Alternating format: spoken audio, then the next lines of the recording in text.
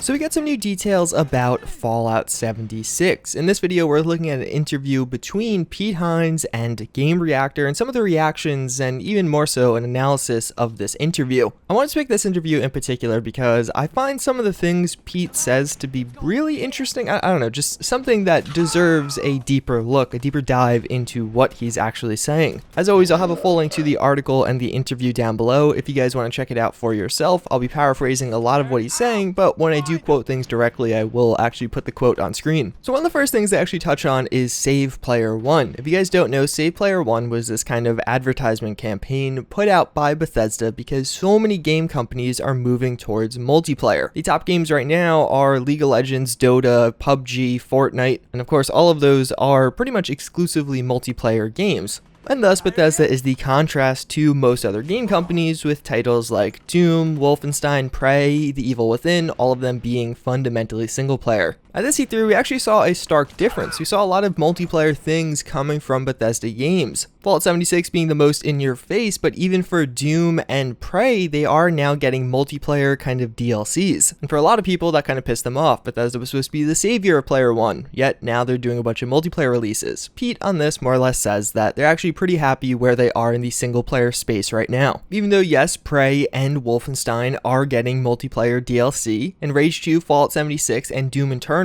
are all fundamentally multiplayer games, they have so many single player releases over the past few years that they're totally okay with this. Pete Hines himself kind of says he's not really a multiplayer player. He largely plays alone because of his schedule. And expanding on that, an exact quote is that on Fallout 76, the game is not what everyone expects it to be, or jumps to, that in comparison to a lot of the other games in that space. This is something Bethesda has said in the past. There's a lot of unknown about Fallout 76, and seemingly people are filling in those gaps with details that would apply to most other online survival games, but they may not necessarily apply to Fallout 76. He expands to say that Bethesda really always does their own thing. They're not looking at other game companies and just trying to copy their mold for what a successful online survival game is. They're trying to innovate, trying to bring their own ideals to the table. And specifically, this game is going to have dozens of players, not hundreds, which very much so changes up the atmosphere. And all this is really interesting, and I think it provides good insights, and it's kind of mimicking what they've said in the past.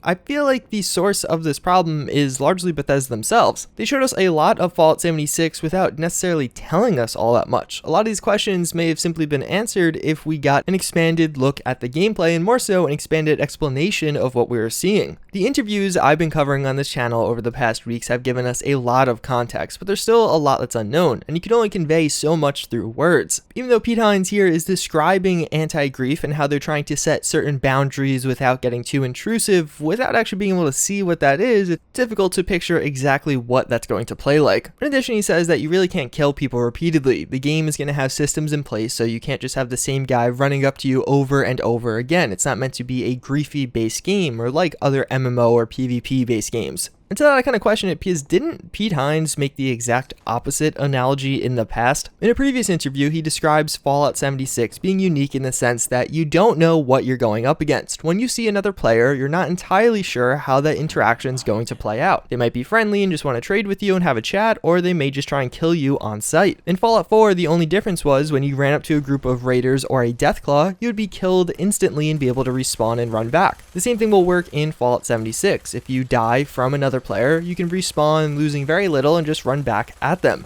But in this interview, he's saying that players can't just keep running at you over and over again. I don't really understand what the differentiation is there. Even in my commentary on that previous interview, I was really concerned about this because I was like, yeah, I'm going to play through the game and there's going to be a level 1 dude just consistently running up and trying to kill me. Of course, PvP is unlocked at level 5, so let's say he's a level 6 dude. Either way, expanding on this, Pete Hines says largely the goal with this game and with the PvP aspect of it is that they want to create drama. They want to have it so the mysteries will be around what kind of interaction you're going to have with other players. Not for it to be a frustrating PvP and combat focused game like a lot of other survival games. They also touch on how there's not going to be factions included in Fallout 76. You can create your own factions as your player. Specifically, the example given is, let's say you want to be in the Minutemen faction. There's not going to be an explicit faction, but you can go and get your friends and help all the other people around the wasteland. I personally find this to be kind of cool. I mean, people definitely enjoy role-playing, but it would also be nice if there was some label I could have on my head. I guess this would kind of go against what they wanted, but removing some of that mystery. So you know, alright, this guy's like a raider and he's just going to kill me instantly. Perhaps the game will place that on certain players by default. There's definitely been online games to do that in the past. Like if that guy is just pretty much playing TDM mode in Fallout 76, it'll be labeled as such when I look up and see him or see him on the map. Either way, this was a pretty short interview, but I feel like some of the points made here are really pressing and important. There's been a lot of criticism towards Bethesda for their activity around this whole save player one thing, and then a lot of people are